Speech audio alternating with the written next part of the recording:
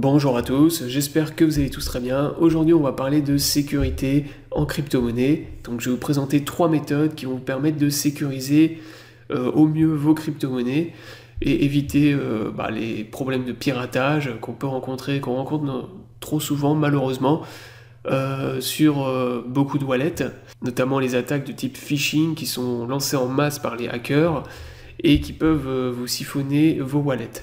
Donc là, je vais vous présenter 3 méthodes, comme je vous ai dit, qui sont ultra safe, les plus sécuritaires qui existent. Alors je vais aller de la méthode la plus sécuritaire jusqu'à la méthode la moins sécuritaire, entre guillemets. Donc voilà, mais de manière générale, les 3 méthodes que je vais vous présenter ont un niveau de sécurité qui sont très très élevés, en tout cas les plus élevés qui existent à l'heure actuelle. Avant de continuer la vidéo, si vous êtes intéressé par le trading des crypto-monnaies, je vous invite à me rejoindre sur l'exchange Bitget. Vous pouvez trader les crypto-monnaies en spot, en futur avec des effets de levier. Vous avez même accès à du copy trading. Vous pouvez recopier automatiquement les performances des meilleurs traders de la plateforme. Donc si vous n'êtes pas encore inscrit, vous avez le lien dans la description sous la vidéo. Ce lien vous permet d'avoir accès à un bonus lors de votre premier dépôt, donc profitez-en. Et je vous mettrai également le lien vers mon guide en copy trading pour les gens qui sont intéressés.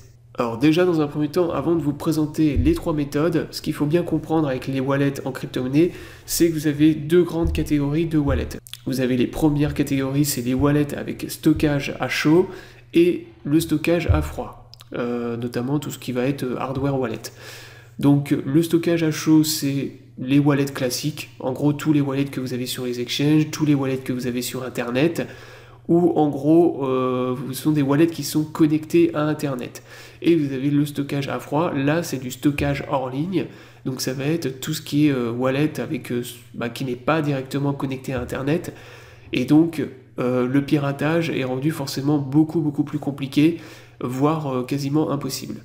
Donc privilégiez de manière générale le stockage à froid bien sûr pour vos crypto-monnaies, au moins pour les crypto-monnaies où vous faites du buy and hold, que vous allez hold sur du très long terme.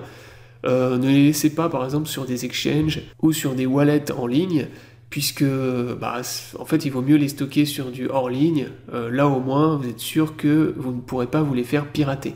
Alors que sur les exchanges ou même sur d'autres wallets internet, vous avez toujours ce risque de piratage qui n'est pas négligeable. Donc la première méthode que je vous présente, c'est la méthode la plus utilisée, clairement la plus safe qui existe actuellement, et en plus la plus pratique, c'est les hardware wallets. Alors les hardware wallets, vous en avez énormément des marques. Vous avez les 2 plus grosses marques, c'est Ledger et Trezor. Moi j'utilise Ledger, la plupart des gens utilisent Ledger. Bon déjà, moi j'aime bien Ledger parce que déjà, esthétiquement, les clés sont très belles, c'est beaucoup plus beau que chez Trezor par exemple, et en plus c'est les pionniers, c'est eux qui ont sorti les premiers hardware wallets, et en plus c'est une marque française, donc voilà, autant utiliser celle-ci. En plus vraiment, leur site, il est vraiment excellent, vous avez énormément de guides, pour ceux par exemple qui ne savent pas comment configurer au début leur Ledger, vous avez un guide pour configurer votre Ledger Nano de A à Z en fonction du produit que vous utilisez. Alors des produits, vous en avez plusieurs types, hein. Vous avez Ledger Nano X, actuellement c'est S+, donc la S n'existe plus, sachant que bien sûr le budget ça va pas du tout être le même en fonction du type de Ledger que vous utilisez. Donc là par exemple la Nano X on est sur du 150 €, alors que la S+, on est sur du 79 €. Donc voilà, après c'est vous qui choisissez en fonction de ce que vous voulez, mais sachez que la sécurité c'est exactement la même entre Nano S Plus et Nano X. Il y a pas, c'est pas parce que l'autre est plus cher qu'elle est plus sécuritaire, c'est exactement la même chose. C'est juste que l'autre elle apporte certaines fonctions en plus par rapport à la Nano S, mais encore une fois la Nano S c'est très bien, ça fait très bien le taf, et vous n'avez pas besoin de payer une clé 2 fois plus chère. Bon après encore une fois c'est vous qui faites en fonction de votre budget. Moi personnellement j'ai une Nano S classique que j'ai acheté il y a très longtemps, en 2017 je crois, et elle fonctionne très bien. Voilà, pour l'instant j'ai pas l'intention d'en acheter d'autres ou d'en acheter plus, sauf si bien sûr elle tombe en panne un jour, j'en rachèterai une, et à ce moment là je prendrai la Nano S+. Donc voilà, après pour ce qui est de la configuration de la Ledger, pour ceux qui sont intéressés, comme je vous l'ai montré tout à l'heure, vous avez tout sur leur site internet, donc c'est ça qui est très bien, vous avez Ledger documentation, et là il vous explique comment configurer votre Ledger. Donc très rapidement, Je vais pas tout vous expliquer dans les détails, mais en gros vous avez même un tutoriel vidéo ici. Donc suivez bien toutes les étapes. Dans un premier temps, vous allez devoir brancher la Ledger à votre appareil, saisir le code PIN, donc saisir un code PIN de 4 à 8 chiffres.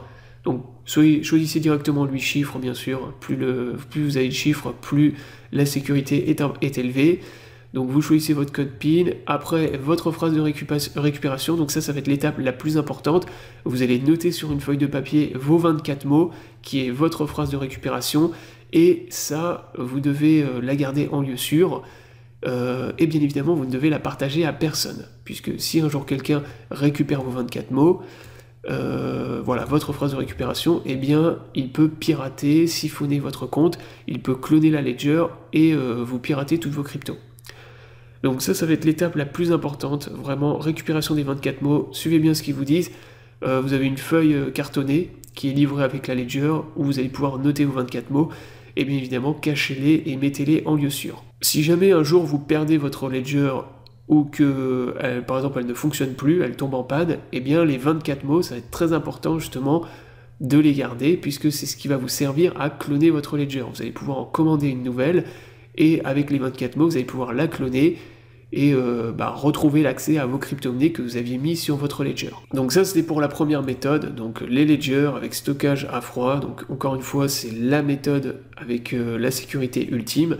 Ça reste l'idéal et le meilleur pour sécuriser vos crypto-monnaies, et en plus le plus pratique. Ensuite, deuxième méthode, ça va être les Paper Wallet. Alors Paper Wallet, c'est en fait, vous allez créer en fait un Paper Wallet avec une clé publique, une clé privée. Pour ça, vous pouvez utiliser bitaddress.org qui vous permet de générer justement un Paper Wallet. Donc pour ça, vous vous connectez sur le site, vous bougez votre curseur sur l'écran comme ça, et vous allez générer un Paper Wallet. Une fois que vous êtes arrivé à 100%, voilà, vous générez comme ça automatiquement un Paper Wallet aléatoirement. Et une fois que vous êtes arrivé à 100%, voilà, il vous a créé votre Paper Wallet. Donc là, vous avez votre adresse publique, ici, donc c'est l'adresse que vous allez utiliser pour envoyer vos bitcoins. Et ici, vous avez votre clé secrète que vous devez garder en lieu sûr et ne partager à personne, bien sûr. Donc ici, vous avez un bouton pour l'imprimer, et c'est cette clé-là que vous allez imprimer sur un papier, que vous allez ensuite cacher chez vous. Donc le Paper Wallet reste une sécurité qui est très très élevée. C'est du stockage en ligne à froid. Donc bien évidemment c'est très safe comme la Ledger, mais personnellement moi je préfère largement la Ledger. Déjà la Ledger c'est beaucoup plus pratique, parce que l'inconvénient là du Paper Wallet c'est que c'est uniquement pour Bitcoin. Après vous devez le faire également pour les autres crypto-monnaies.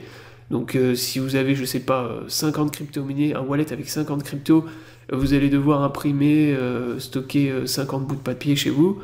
Ça va être un peu casse-couille. Donc c'est pour ça que la Ledger est beaucoup plus pratique. Mais le Paper Wallet, ça fonctionne très bien, encore une fois. Là, vous imprimez le bout de papier, vous le cachez chez vous quelque part, vous envoyez vos bitcoins sur l'adresse ici, et ensuite, plus tard, je sais pas, dans 2 ans ou 3 ans, quand vous voulez récupérer vos bitcoins, vous allez devoir numériser votre wallet. Donc pour ça, vous pouvez utiliser blockchain.com.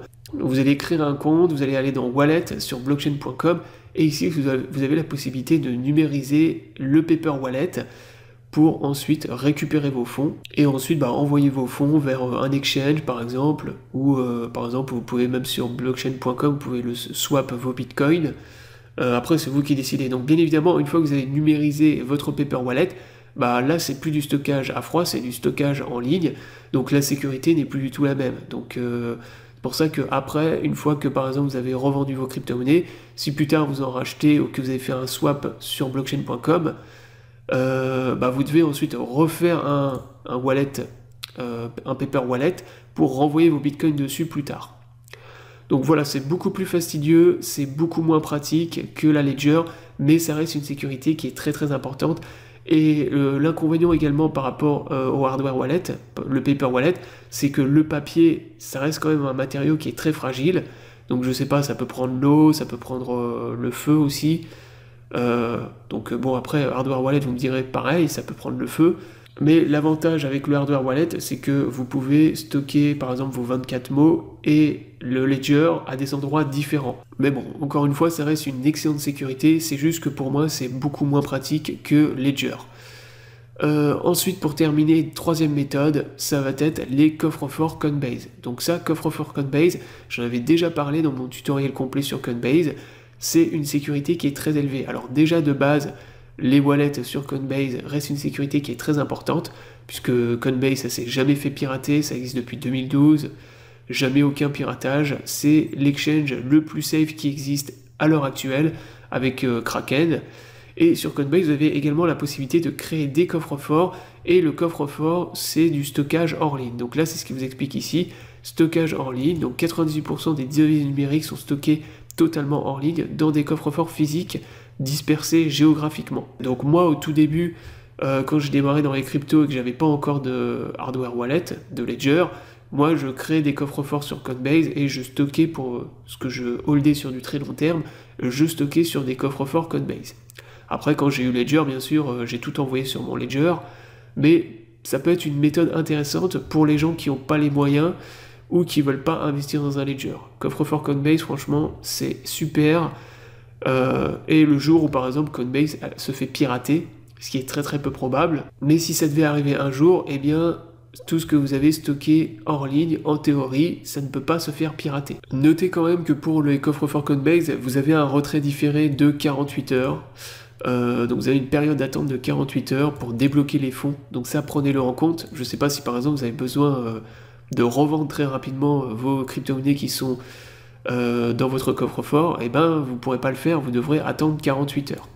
Alors notez tout de même qu'avec le coffre-fort Coinbase, vous faites confiance à un intermédiaire qui est Coinbase, et donc par conséquent, vous n'avez pas 100% la main sur vos crypto-monnaies, comme c'est le cas par exemple avec Hardware Wallet, Ledger ou Paper Wallet. Si pour une raison X ou Y demain Coinbase voulait vous bloquer vos comptes, eh bien, bien évidemment, ce que vous avez sur vos coffres-forts sera bloqué aussi. Donc ça, c'est l'inconvénient par contre de cette méthode, et la raison pour laquelle il faut privilégier quand même les deux premières méthodes. Mais ça reste encore une fois une méthode très très safe pour les gens qui ne veulent pas faire de paper wallet ou qui n'ont pas les moyens d'acheter un ledger. Donc voilà, j'espère que la vidéo vous aura plu, donc je vous invite à vous abonner à la chaîne pour ne pas rater les prochaines vidéos. Je vous souhaite à tous une bonne journée et à bientôt pour une prochaine vidéo.